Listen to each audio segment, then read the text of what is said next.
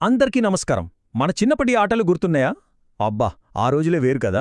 ఇప్పుడు మనం అవే మరపురాని ఆటల గురించి మాట్లాడుకుందాం. ఈ తరం పిల్లలకు మన సంప్రదాయ ఆటల్లోనే అస్సలైన మజాని పరిచయం చేద్దాం. అంటే స్క్రీన్లకు కాస్త దూరంగా ఉంటూ ఆనందాన్ని పంచుకుందాం రండి. పిల్లలతో సరదాగా గడపడానికి కొత్త కొత్త మార్గాలు వెతుకుతున్నారా?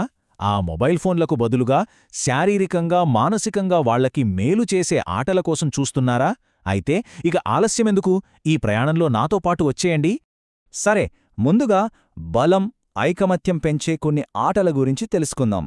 ఇవి కేవలం సరదా కోసం మాత్రమే కాదు, పిల్లలలో ఫిజికల్ స్ట్రెంగ్త్ని, ఆ టీమ్ స్పిరిట్ని కూడా భలే పెంచుతాయి. మనందరికీ బాగా తెలిసిన తాడులాగుడుతో మొదలుపెడదాం. ఈ పేరు వినగానే మనలో తెలియని ఉత్సాహం వచ్చేస్తుంది కదూ. ఇది ఒక టీం బలానికి పెట్టే అసలైన పరీక్ష అన్నమాట. ఈ ఆట ఆడటం చాలా అంటే చాలా సులభం.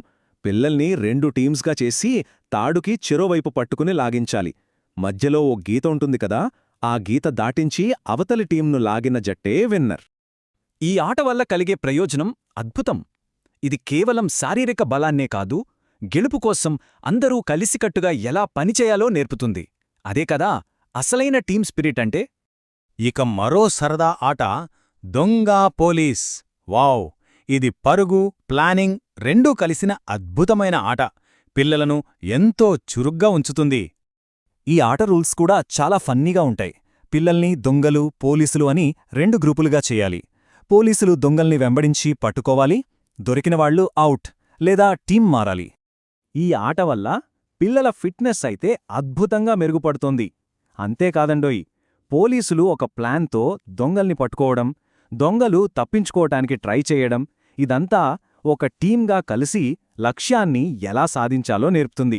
సో, ఇప్పుడు చురుకుదనం, సమన్వయం పెంచే ఆటల గురించి చూద్దాం. ఇవి పిల్లలలో వేగాన్ని, ఏకాగ్రతను, టైమింగ్ని భలే ఇంప్రూవ్ చేస్తాయి. ఇందులో మొదటిది మనందరి ఫేవరెట్, మ్యూజికల్ చైర్స్. ఏ ఫంక్షన్లోనైనా సరే ఈ ఆట లేకపోతే ఆ సందడే ఉండదు. ఆడటం చాలా తేలిక.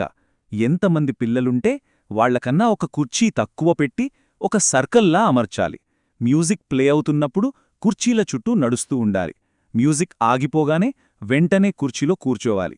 కుర్చీ దొరకనివారు ఔట్. ఇది కేవలం ఫన్ మాత్రమే కాదు, చుట్టూ జరిగే విషయాలకి ఎంత వేగంగా స్పందించాలో నేర్పుతుంది. మ్యూజిక్ ఆగిందంటే చాలు, మన రియాక్షన్ స్పిరిట్ చూడాలి.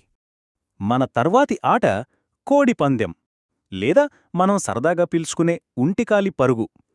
ఇది బాడీ కంట్రోల్కి, ఓపికకి అసలైన పరీక్ష. చాలా సింపుల్. ఆటగాళ్లు ఒక కాలు మీద గెంతుతూ ముందుకు